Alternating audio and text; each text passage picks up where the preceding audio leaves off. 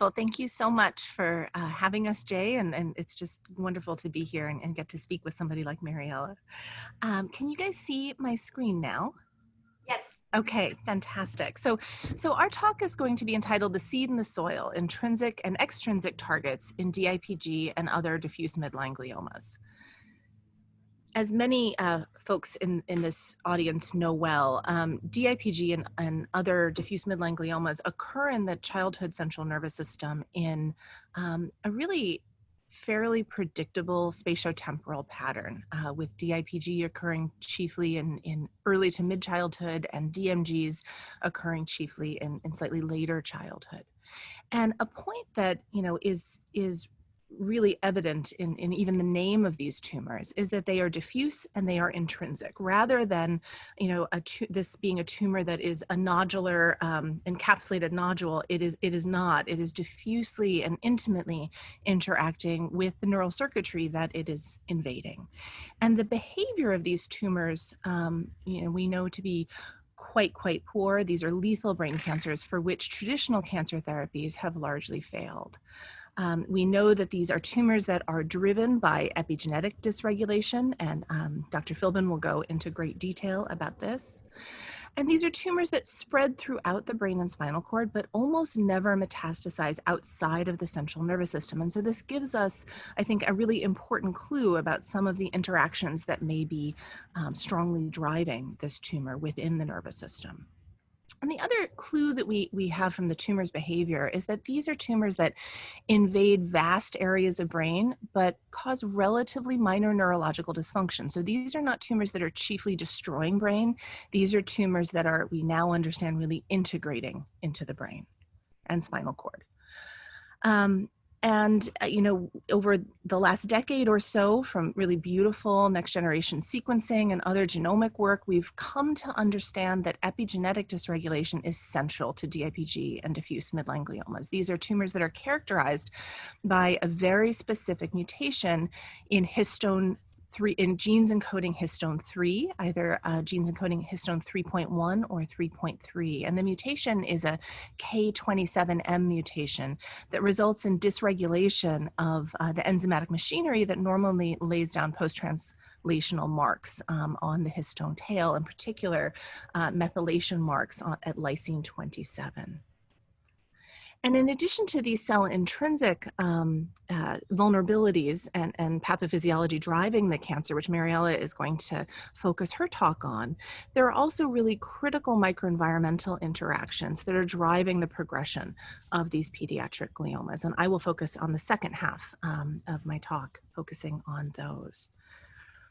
And so I will turn this over to Mariella Filbin, who is an assistant professor of pediatrics and co-director of the Pediatric Neuro-Oncology Program at Dana-Farber Cancer Institute and Boston Children's Hospital. Mariella has been doing really cutting edge and incredibly important work, leveraging insights from single-cell transcriptomics to better understand pediatric high-grade gliomas and in particular DIPG and diffuse midline gliomas. So I'm really looking forward to her talk, and I will turn it over to you, Mariella.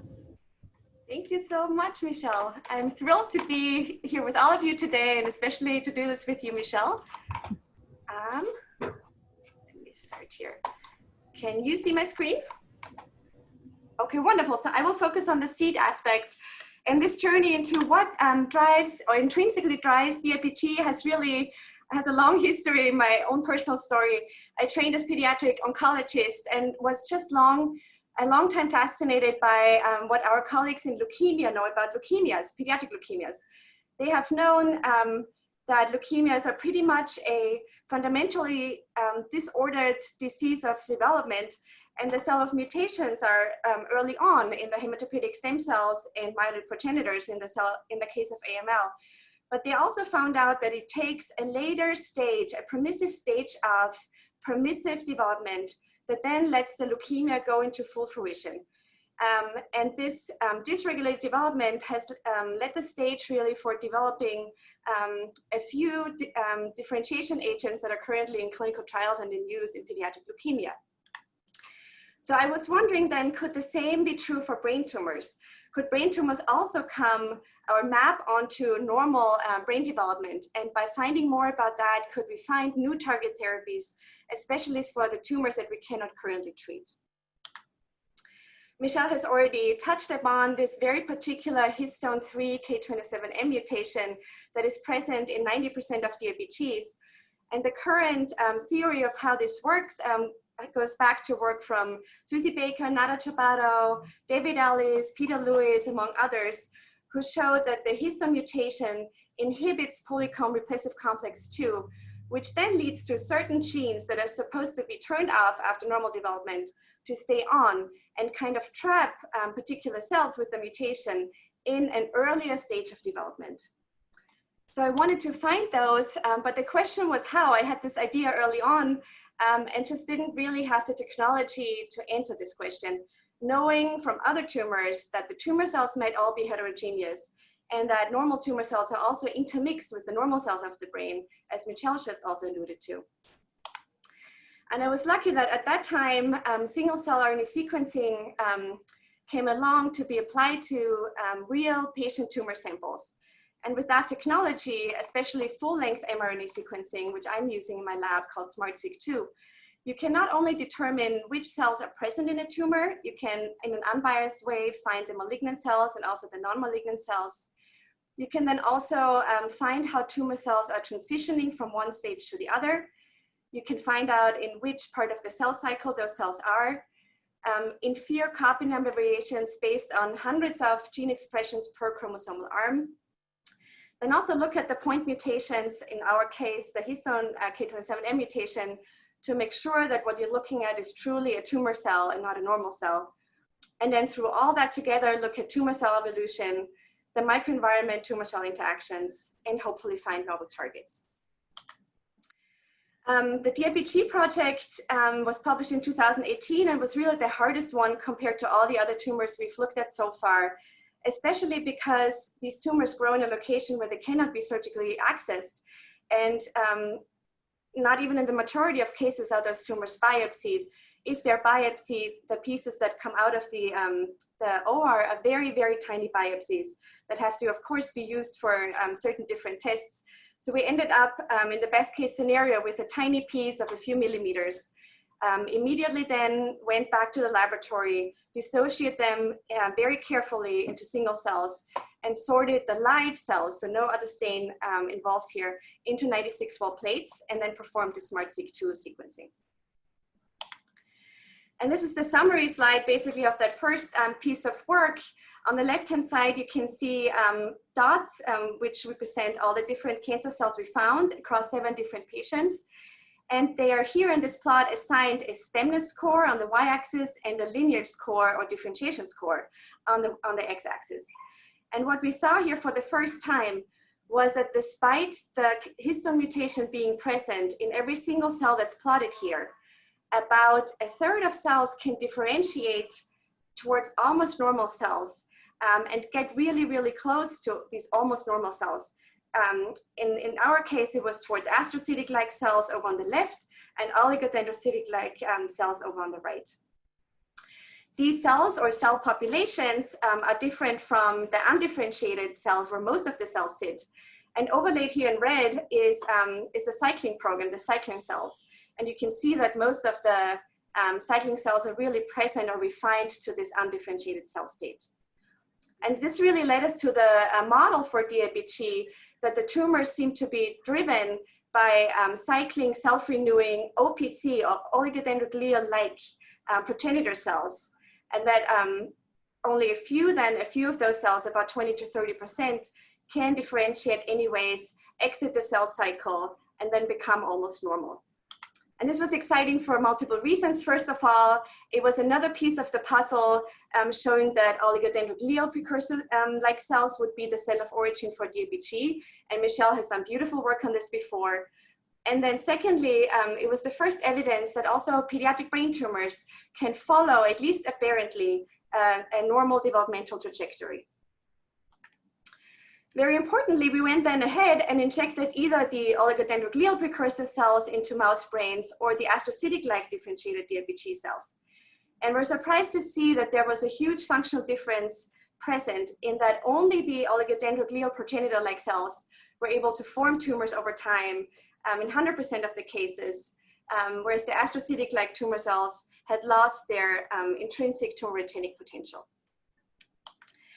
With this knowledge now, what my lab is really trying to do is use this as a basis for the next level, so to say. How can we really use this knowledge to drive new target development?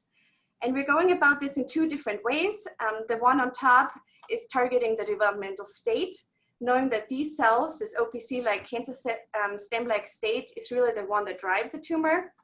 And the second is targeting chromatin states that probably lead to the cells being stuck in most of the cases in this stem cell-like state.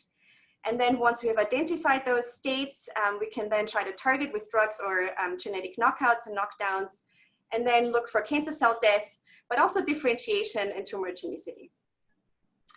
So I'll start with the first one, which is, can we target the developmental state or state of OPC-like cancer cells? If you want to do this, we asked ourselves, how can we really define a target? What does a really good target need to have? Ideally, it needs to be a target that's either only present in the tumor progenitor-like cell and not in the normal OPC progenitor, or at least much, much higher expressed. And we set our goal at 3 to 5-fold higher expressed in the DIPG progenitor cells compared to normal OPCs, which are, as we all know, still present in the brain of children who are undergoing treatment for DIPG. For the very first project, hopefully more to come, we focused on PDGFRA, which was the main and most highly expressed marker of both the OPC progenitor and OPC-like progenitor state, and went ahead and CRISPR'd PDGFRA out.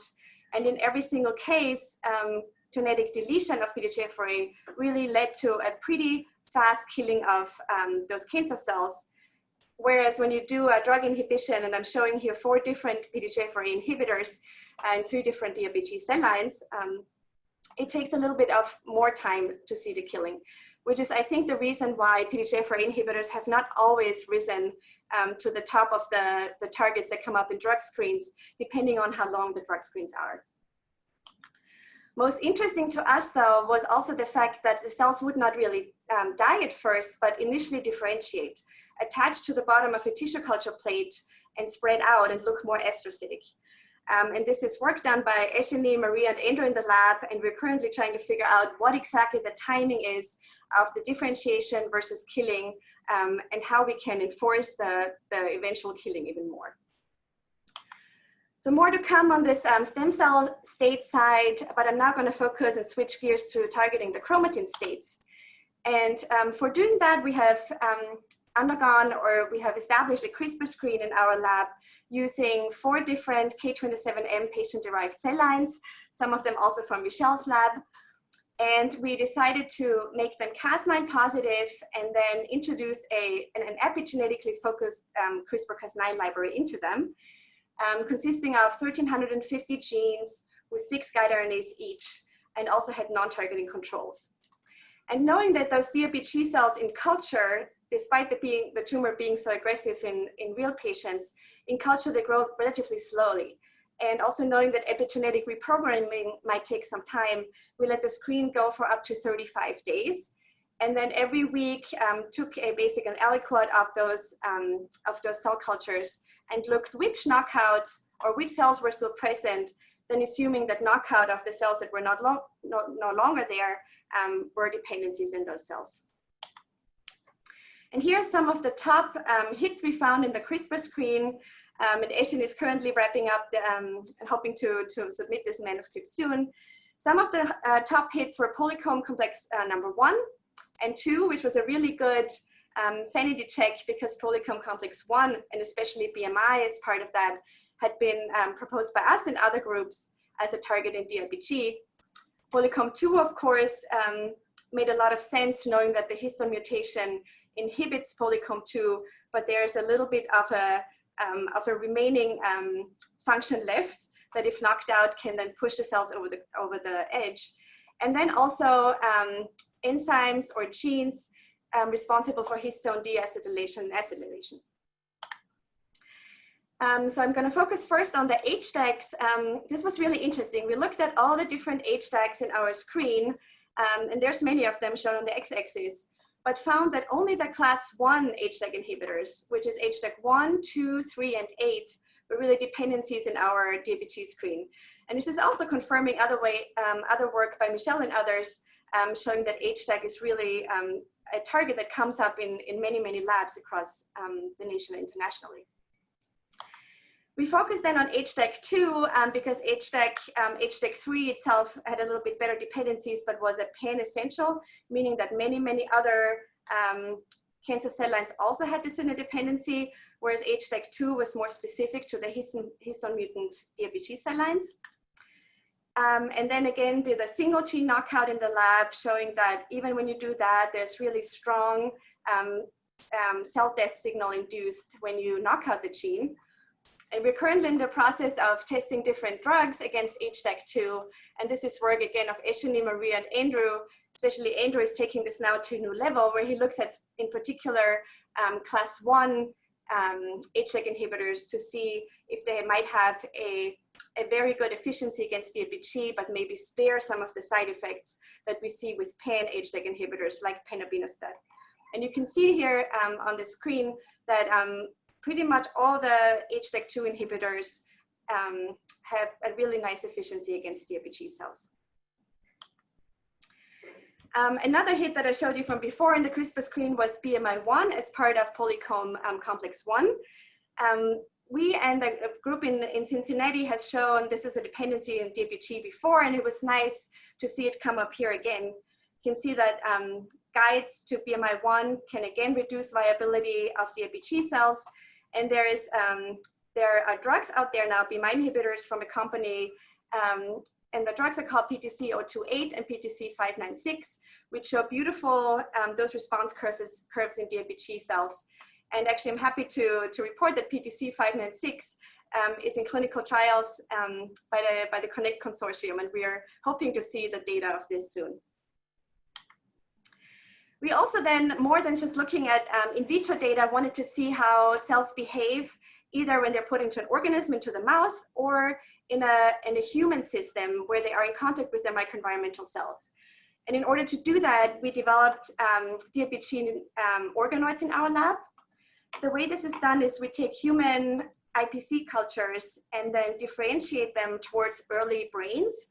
They don't look like this with two hemispheres, but once the early normal brain organoids are formed, we then plate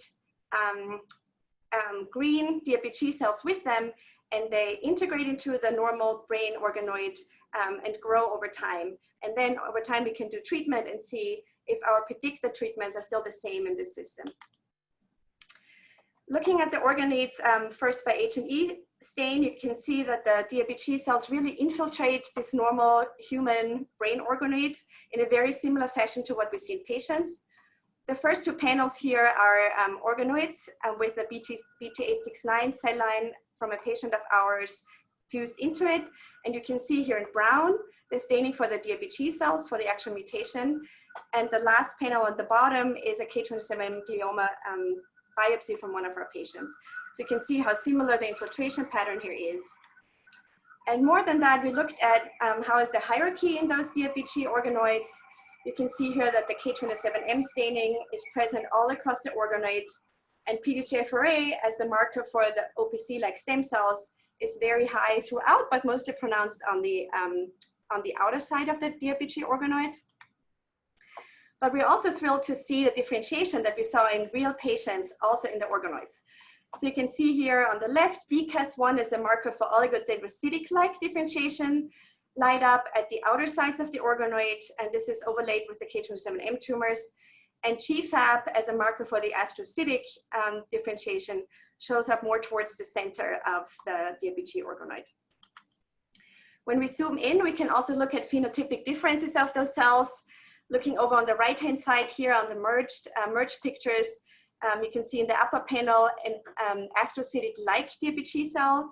And this is also what we saw in real patient slides, that the cells really start to differentiate despite the histone mutation and start basically spreading out more and becoming astrocytic-like also in the phenotypic appearance. whereas the oligodendroglial or oligodendrocytic-like DIPG cells didn't spread out that much and kept a phenotypic appearance also close to the normal counterparts. And I'm showing just very preliminary data where we treat these DIPG organoids with drugs. I'm showing panobinostat on the top, and then CUDC 907 or fimapinostat, which is a dual HDAC and PI3 kinase inhibitor. And we really were happy to see a very nice response in our DIPG organoids. So this makes us very excited for pushing this forward. And I'm also happy to report that CUDC 907 is currently in clinical trial through the PINA consortium with Cassie Klein as a PI. And the bottom is showing temozolomide as a control. Of course, this is just the very first step because many of us fear or know that single agent therapies in this terrible disease will likely not be enough. So how can we find combinations? And I'm showing here first data, but hopefully also many more to come, where we combined the CRISPR screen and did it in the background of the pan-HDAC inhibitor panobinostat.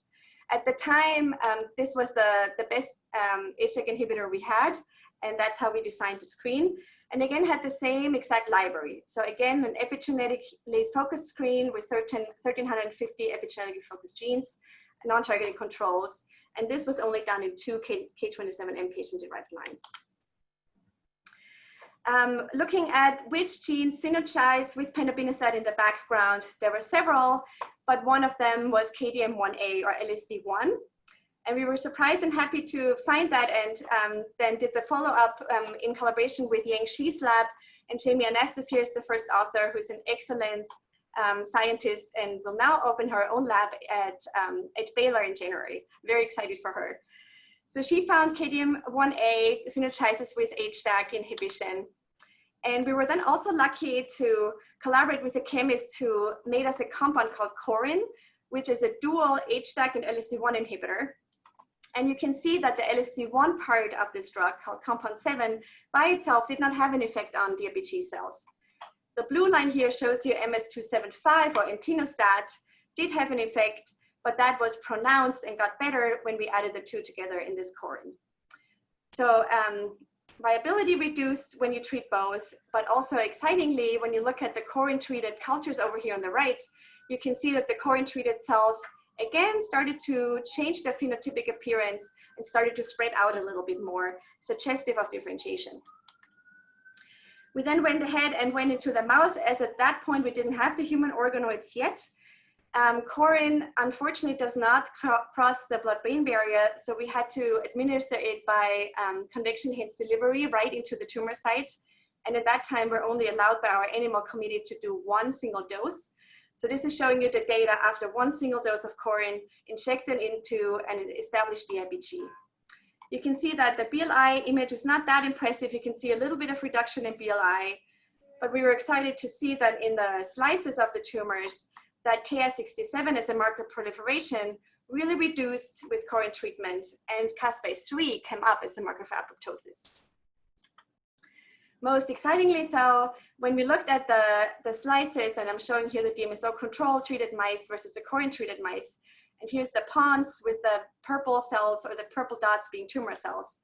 We saw that in the Corin treated mice, there was a center of necrosis and most tumor cells were gone. However, at the edge of the necrosis, there were certain tumor cells remaining. We were very curious what those cells were. So we went ahead and stained them. We're surprised to find that K27 trimethyl, which is a marker that is usually reduced in DIPG, came up again, so it was reversed. And then a very interesting new differentiation came up and showed positive staining for NP2 and synaptophysin-1, both neuronal markers. So a new aberrant way of differentiation that we had not seen as occurring in normal patients. So this is hopefully just the first few data of many more to come. And this is basically what my lab is excited to do in the future. And now we want to combine the single cell data with the CRISPR screen data and reprogramming to really get to the core DIPG networks, find out what intrinsically drives DIPG, and then in combination with what Michelle is going to show you, hopefully we can move the needle in this disease. And with that, I want to thank all the wonderful people who helped with this, especially in my lab manager Mackenzie, Eshini, who's a great postdoc who's done most of the CRISPR work. Maria Trisel and Andrew Gross also just started in the lab, and then Alex Beck, who has done the organoid work. All of our collaborators within Boston, in the US, and also in Europe. And yeah, this work would have just not been possible without all of you. And I want to thank also our foundations and other funders, and of course the patients and families who made this possible. And with that, I now have the great pleasure to introduce Michelle Monje, who is an associate professor for neurology at Stanford, and she's also the scientific director of the Childhood Center for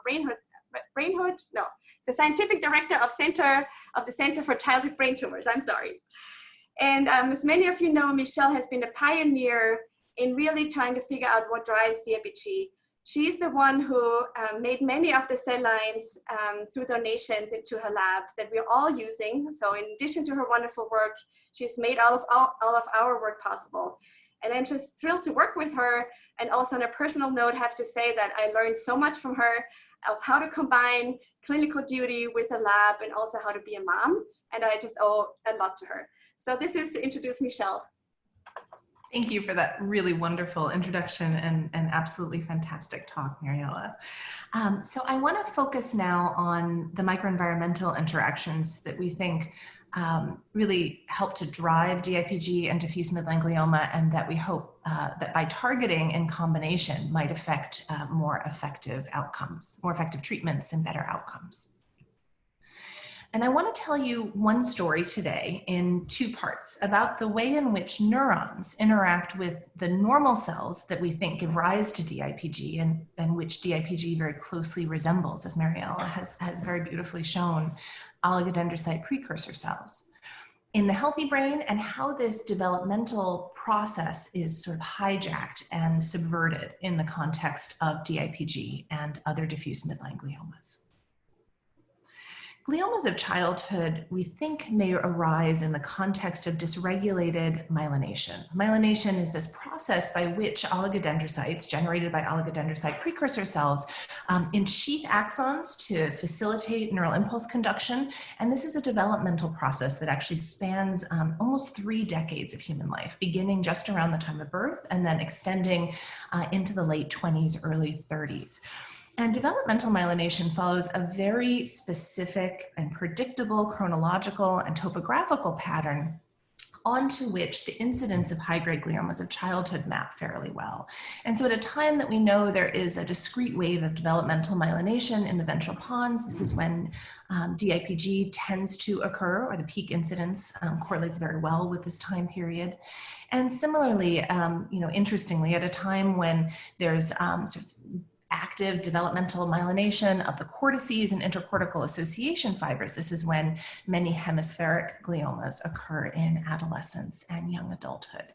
And this is concordant with the work from my lab, from Mariella's lab, from others that show that DIPG and DMG, as well as other forms of high-grade glioma, appear to arise from precursor cells in the oligodendroglial lineage, either bona fide OPCs or just earlier precursor cells called pre-OPCs, and certainly fits with the molecular characteristics of the tumor, which very closely resemble normal oligodendrocyte precursor cells. And so we may learn really important lessons about gliomagenesis by better understanding what normally regulates gliogenesis in the childhood brain.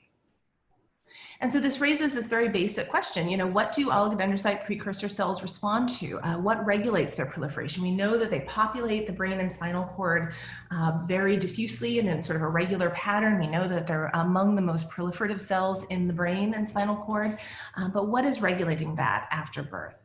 And one idea that had been in the glial literature for some time was the idea that neurons themselves may regulate OPC proliferation and subsequent oligodendrogenesis to regulate the extent to which their own axons are being myelinated. And actually this could be in an experience and activity dependent fashion. That idea was fairly controversial in the glial field for some time because we know that there are clearly also activity and experience independent modes of myelination. And so there was this big debate. And when I started my lab now, goodness, 9 years ago, this was one of the first questions that we wanted to answer because it seemed so relevant to what may be driving these pediatric tumors. And so to understand the relationship between neurons and both normal and malignant glial cells, we've been using this technique called in vivo optogenetics, which is a widely used technique in neuroscience that we've now applied to glial biology and cancer biology. And this depends upon the expression of these light-sensitive ion channels isolated from microorganisms, in this case, channel rhodopsin 2, isolated from a species of algae, that actually open their ionic pores in response to flashes of light. And so in this case, channel rhodopsin 2 will open, it's a cation channel that opens in response to blue light. And so you can control neuronal activity if you express channel rhodopsin 2 with flashes of blue light. And so we express this in cortical projection neurons, delivered light at the surface. And if we stimulate the motor planning area, here's a mouse that responds to the blue light. And if we stimulate the motor cortex, we see that the mouse begins to execute complex motor output, letting us know that we've successfully recruited activity in that circuit.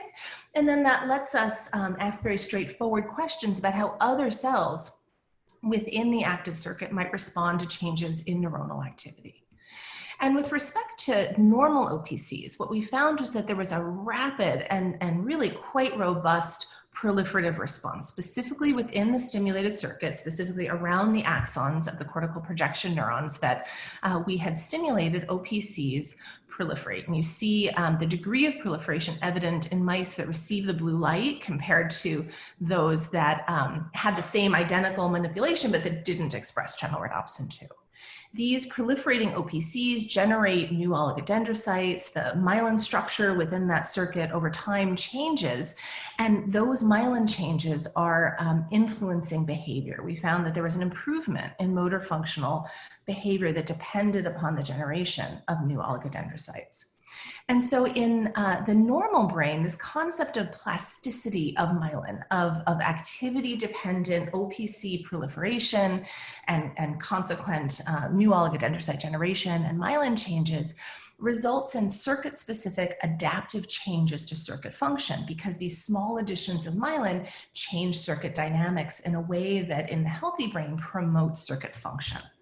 We know that, and I'm going to summarize this really quickly, we know that activity-regulated neurotrophin signaling, in particular BDNF signaling to the receptor TrkB or NTRK2, is a really important component of this, and is in fact required for activity-dependent myelination in cortical projection neurons. And that this plays a role in normal learning and memory, and actually when dysregulated contributes to diseases such as chemotherapy-induced cognitive impairment. We wanted to understand how these neuron-glial interactions that are normally promoting circuit function and causing these activity and experience-dependent changes in OPC proliferation might be subverted in the context of OPC-like cancers. And so I want to introduce you to the postdoctoral fellow who did this work. This is Hamza Venkatesh, who was just a brilliant graduate student and postdoc in my lab, and will soon be joining Mariella at Dana-Farber as an assistant professor. So definitely keep an eye on her. She's someone to watch and a lab to think about joining for a postdoc or graduate program. And what Hamza and others in my lab did was to, again, stimulate neuronal activity in the premotor circuit using optogenetics, but this time in the context of a patient-derived pediatric high-grade glioma xenograft. And what we found was that just like their normal counterparts, sorry about the scrambling you hear in the background, that's my dog, sorry about that. Just like their normal counterparts, the malignant glial cells also proliferate in response to neuronal activity. And this results in an activity-dependent increase in tumor burden within the stimulated circuit. So brain activity can drive brain cancer growth, and we wanted to understand the mechanisms by which this occurs so that we could target them therapeutically. And one initial hypothesis that we had was that activity-regulated secreted factors might be important. And so we turned to a different experimental model system, one in which we took healthy brain slices and then collected the conditioned medium from around those brain slices to collect the secreted factors when the slices were exposed to differing levels of activity. So we either silenced the slices using tetrodotoxin toxin, or we let them just proceed with normal neuronal activity. And in a third group, we stimulated neuronal activity optogenetically. And what we found was that when we took the conditioned medium from around the brain slices and put them onto patient-derived cultures of DIPG and other high-grade gliomas, that there was this activity dose-dependent increase in proliferation that was lost when those slices had been silenced using tetrodotoxin. Now, while high-grade gliomas of childhood and adulthood are really clinically and molecularly distinct diseases, we found that the response to neuronal activity was conserved across multiple different forms of pediatric and adult high-grade glioma. And so we examined the conditioned medium and determined using biochemistry and proteomics which proteins were being upregulated in response to neuronal activity, and then performed candidate necessity and sufficiency testing. And what we found was that of these candidate proteins that are upregulated by neuronal activity, there were two key mechanisms. Not surprisingly, just as it influences normal OPC proliferation, BDNF came up as one very important glioma mitogen. But really unexpectedly was this molecule called neuroligin-3, which functions as a very powerful mitogen for DIPG and other pediatric high-grade gliomas. Now, neuroligin-3 is a really well-known molecule. It's a postsynaptic adhesion molecule present at both excitatory and inhibitory synapses. It interacts canonically with a presynaptic orexin, kind of helps keep the synapse together and regulates synaptic strength. And it's been implicated in certain forms of heritable autism with a particular mutation in neuroligin-3. So it's been very, very widely studied. But it was not known to be a mitogen in any context. And in fact, it was not even known to be secreted. But we find that neuroligin-3 is secreted in a strictly activity-dependent way through the enzymatic activity of a metalloprotease called ADAM10. Well, the next question is, what cell types in the microenvironment may be releasing neuroligin-3? Well, we would assume that these would be postsynaptic cell types, and indeed neuroligin-3 is highly expressed in various neuronal subtypes, but really interestingly, it is also highly expressed in OPCs, and indeed OPCs are a postsynaptic cell type. We've known for now 20 years that neurons form synapses with OPCs, and these so-called axon glial synapses are very well characterized. They're typically AMPA receptor dependent, although they're also GABA receptor dependent synapses. They're present on most OPCs and pretty robustly so. But the function of these axon glial synapses still remain to be fully understood. That said, we tested the idea that not only neurons, but perhaps also OPCs are contributing to the secreted pool of neuroligin-3 in the tumor microenvironment. And by knocking out neuroligin-3, either from a subset of neurons or from OPCs, we confirmed that indeed not only neurons, but really importantly, OPCs are contributing to that secreted pool of this important glioma growth factor. This places the OPC in the tumor microenvironment really for the first time, and also asks some very interesting questions about what role neuroligin-3 may be playing in normal neuron-glial interactions. So the next set of questions that we asked were, how important is neuroligin-3 to glioma progression? We know that there are many cell intrinsic as well as microenvironmental factors that drive cancer growth, and in particular glioma growth. How much does this particular mechanism contribute? And so to test that, we xenografted patient-derived glioma cells. I'm showing you data here from a pediatric hemispheric GBM. I'll show you data from DIPG in a moment. And we xenografted those into the environment of either the neuroligin-3 wild type or neuroligin-3 knockout brain. And what we found was really unexpectedly, the same tumor cells put into either a brain that contains or does not contain neuroligin-3 shows us that neuroligin-3 is really required for tumor progression, at least in this model system. And this is true if we follow the tumors over time by bioluminescent imaging for up to about 6 months, when a subset of the patient-derived xenografts find a way to circumvent this apparent complete dependency and grow through mechanisms we're now trying to understand. understand. And this dependency on neuroligin 3 is conserved across multiple different glioma types. Here is the result for DIPG and also multiple brain regions. So this is, these are images of DIPG in the pons. You see the lack of progression here in the neuroligin 3 knockout brain, as well as in adult GBM, but this dependency does not extend to patient-derived models of brain metastases, suggesting that while this is common across gliomas, it does not extend perhaps to all brain tumors. So I've just told you that ADAM10 is responsible for releasing neuroligin 3 into the microenvironment, and also that this is a really important potentially therapeutic target. And so we tested the idea that by inhibiting ADAM10, using a brain-penetrant ADAM10 inhibitor, that we might phenocopy the effects of neuroligin 3 loss in the tumor microenvironment. And excitingly, we found this across multiple different patient-derived models of diffuse intrinsic pontine glioma, pediatric hemispheric glioblastoma, and even adult tumors, that there was a very robust suppression of growth. And so I'm excited to say that this is a clinical strategy that we've just brought to phase 1 clinical trial in pediatric brain tumor consortium institutions, PBTC 056. This is a trial just opened in May.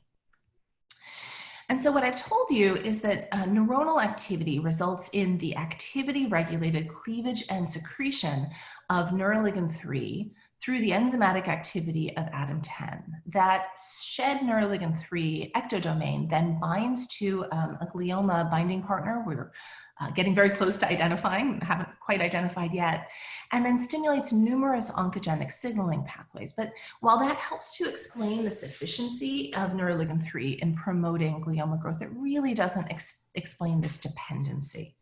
And so we dug a little deeper and looked at the gene expression changes attributable to neuroligin 3 binding. And what we found was that there were a number of, unexpectedly, synapse-related genes regulated by neuroligin 3. In addition to a feed-forward effect on its own expression and upregulation of the BDNF receptor TrkB, we also saw a number of glutamate receptor subunits and other synapse-associated structural proteins.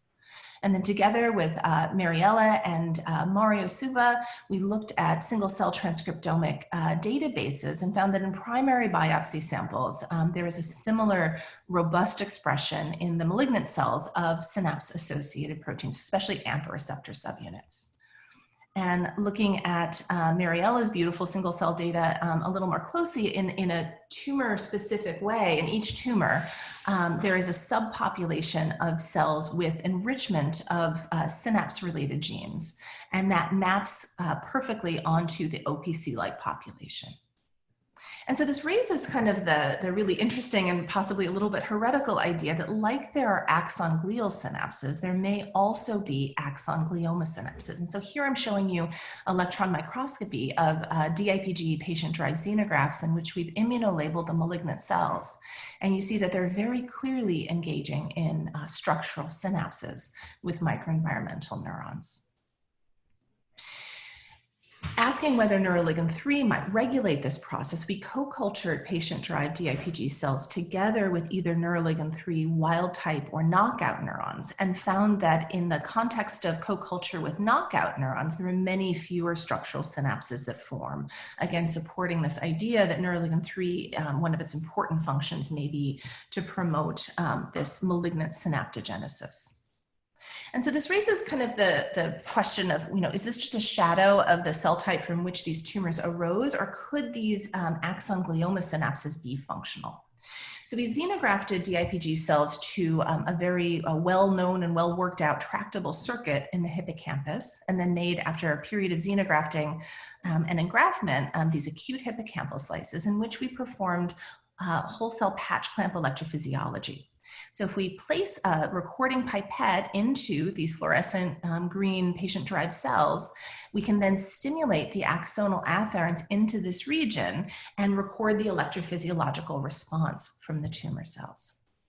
And what we found was that there were indeed activity-evoked synaptic currents in the glioma cells, excitatory postsynaptic currents that depend upon action potentials in the neurons and exhibit multiple electrophysiological characteristics that tells us these are really synapses, these are really currents that result from synaptic neurotransmission between neurons and the cancer cells. And we can visualize this using genetically encoded calcium indicators. And so you can see the electrical current or the result of the electrical current here with these flashes of green indicating calcium transients in the cell. And you see whenever we stimulate the axon afferents in this circuit that the glioma cells exhibit these calcium transients. And certainly in the absence of electrical stimulation, there is spontaneous neuronal activity in the hippocampus. And in this particularly active region of the tumor, we see very clearly that DIPG is an electrically active cancer. And we certainly have not been approaching it as such.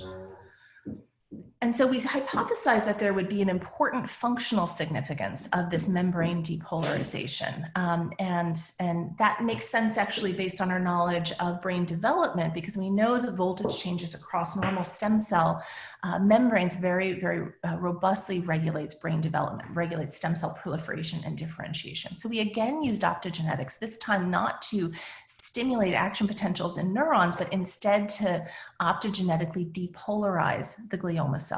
And what we found when we did that was that indeed membrane depolarization alone promotes glioma proliferation through voltage-dependent signaling pathways we're trying now to identify. And conversely, if we block neuron-glioma glutamatergic communication by expressing a dominant negative version of an AMPA receptor subunit or by using AMPA-blocking anti-epileptic drugs, we find that this very robustly decreases tumor growth. And here I'm showing you DIPG growth in the forebrain. This was a DIPG tumor that had been isolated from a forebrain metastases. And so in summary, DIPG and other high-grade gliomas are integrating into neural circuits. They're doing this both through bona fide AMPA receptor-dependent synapses, as well, and I didn't show this data in the interest of time, electrically through activity-evoked potassium currents that are amplified in a gap junction coupled network.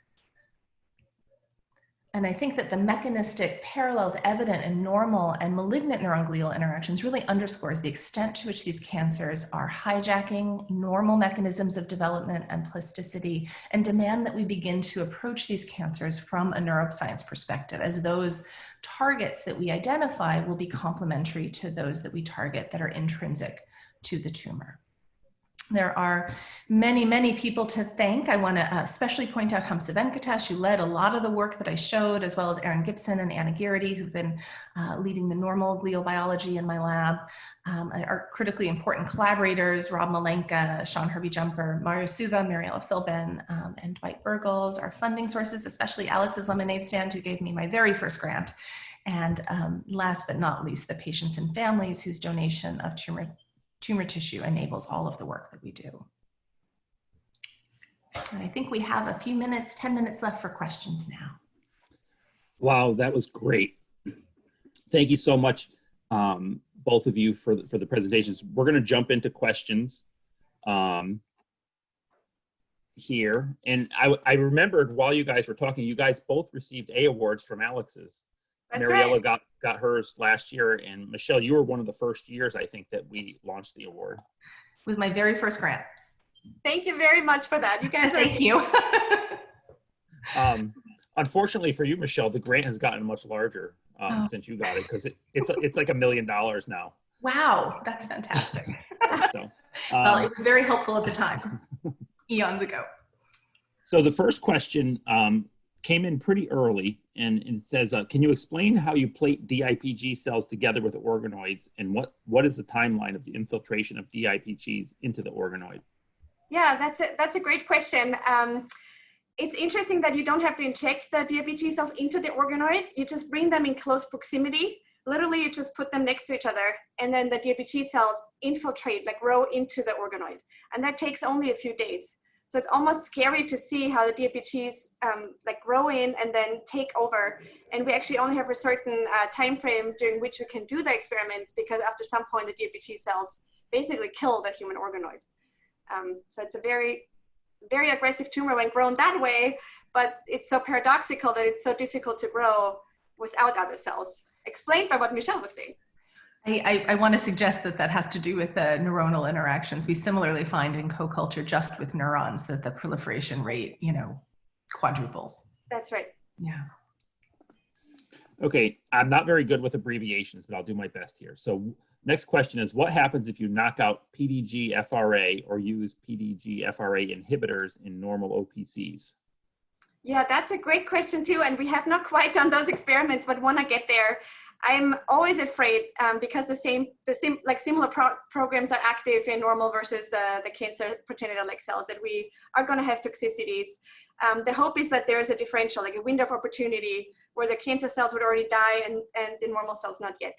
But we have not done those experiments yet. Yeah. I'll share that normal OPCs are fairly sensitive to PDGFR alpha signaling. It's really important for OPC homeostasis. However, this is also a population of cells that, if the rest of the brain microenvironment is supportive, repopulates itself extremely quickly. So there's kind of a homeostatic density of OPCs that's very strictly regulated in the healthy brain. And so you can knock out, 95% of OPCs experimentally, and they will repopulate rapidly as soon as you take away the insult. Of course, sometimes chemotherapies alter the microenvironment so that the OPCs don't repopulate well, and that's part of what we think is attributable to the cognitive dysfunction that happens after many forms of chemotherapy. OPCs are exquisitely sensitive to various forms of chemotherapy that we use all the time. That's right, and I think that's also where the combination therapy comes in again. The hope is that if you combine two drugs, maybe we can go down on each single dose, and then even less affect the normal cells, but a lot of work to be done. Okay, thank you. As you both know, DIPG and gliomas are really important to Alex's lemonade, and they become sort of one of our focuses, as is the microenvironment, right, which we came up with at the Crazy 8 as being one of our areas to focus on. The next question is,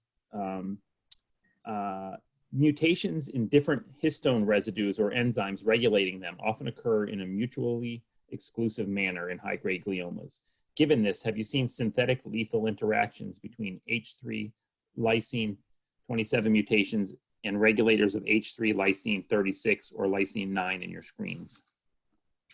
That's a wonderful question too.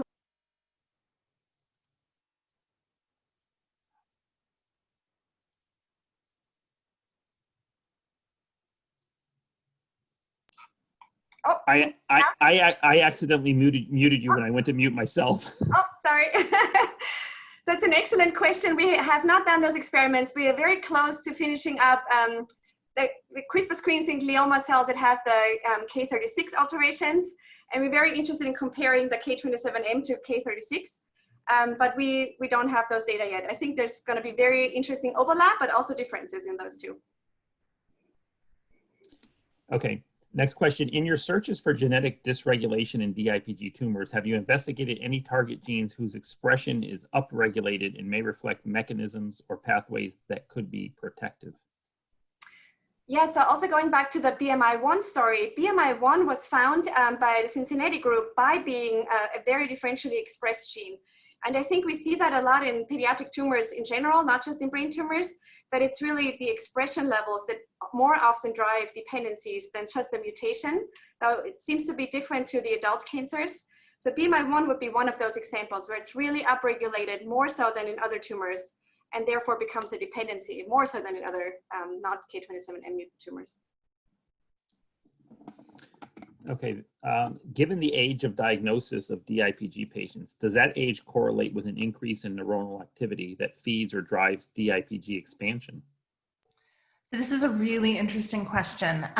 What incidence does correlate with is developmental myelination, which may not change the overall, neuronal firing rates, but will definitely change coordinated circuit function. And we think that, and now I'm just speculating, we think that, that it's not just activity, but the precise pattern or frequency of activity that may differentially drive tumor progression.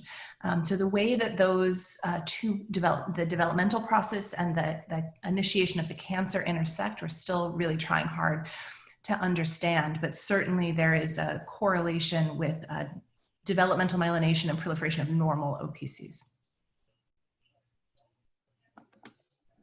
Okay, the next question is for Dr. Monje. Beautiful, thought-provoking work, it says. Has anyone ever investigated whether people with epilepsy are predisposed to the development of brain tumors, may alter neuronal activity, drive tumor formation? Yeah, this is a really interesting question. And we always wonder, you know, it's a chicken or egg question. So we often see that tumors emerge in the context of a seizure. We know that gliomas, including DIPG, it's been best studied in GBM, but we found that also in DIPG actually drive increases in neuronal excitability, so that there's a cycle set up whereby the neuronal activity drives the tumor increases neuronal excitability, and targeting both sides of that interaction are probably really important. Can neuronal activity drive tumor initiation? This is actually a collaborative project with David Gutman's lab. We've been looking at the role of neuronal activity in tumor initiation and genetically predisposed, glioma predisposition syndromes like neurofibromatosis type 1. And in terms of the optic pathway gliomas that form fairly frequently in NF1, in patients who have NF1 syndrome, in a mouse model of NF1, we find that these genetically susceptible mice to tumor formation actually don't form tumors if we decrease neuronal activity in the optic pathway during a critical period. So we do think that there's an intersection between the genetic susceptibility in the cell of origin and these really critical microenvironmental signals to drive initiation. So as you finish that question, my clock ticked to 1 p.m. So I think it was perfect timing and we should wrap it up there. But I just want to thank both of you again for an amazing talk. Thank you for all the work that you do, and you're working in DIPG, which we know is so important. And wish you guys health and safety for you and your families. Thank you. Thank you. It was a pleasure. Thank you, guys. Bye. Bye-bye.